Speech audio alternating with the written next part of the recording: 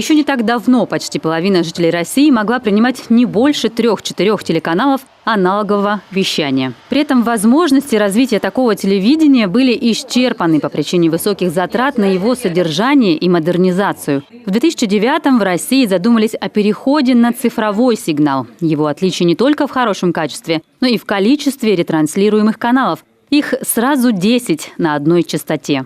Если говорить по поводу телевизионного спектра, то есть в настоящее время один телевизионный канал занимает 8 МГц полоса пропускания, или 8 МГц. В цифровом формате, в цифровом телевидении эти же 8 МГц помещаются, в эти же 8 МГц помещаются сразу 10 телевизионных каналов. Вот, пожалуйста, первое преимущество, то есть это экономия частотного ресурса. Тогда же была разработана федеральная программа перехода на цифровое ТВ. Ее реализация легла на плечи филиалов российской телерадиовещательной сети. По всей стране установлено около 10 тысяч передатчиков цифрового сигнала. Большинство введены в эксплуатацию. Жители уже могут настроить первую десятку бесплатных обязательных телеканалов. Их перечень утвержден указом президента.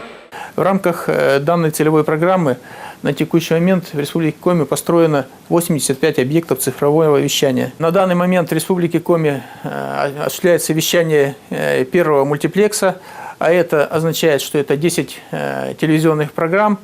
До конца этого года планируется включение программ второго телевизионного мультиплекса на всей территории Республики Коми.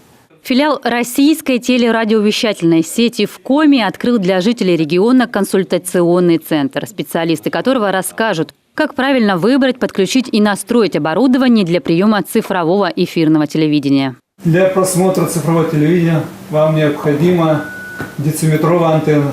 Подробные инструкции выпущены и в виде специальных роликов, которые транслируются в эфире телеканалов, а также размещены в сети интернет. Дециметровая антенна и цифровая приставка помогут даже старому телевизору перейти на цифровое эфирное телевидение. Аналоговое вещание с обычным антенным приемом сигнала будет работать до конца года. На экранах телевизоров рядом с логотипом телеканалы уже разместили букву «А», чтобы было понятно – это телевидение аналоговое, и пора переходить на цифру. Ольга Коняева, Алексей Паршуков, телеканал «Юрган».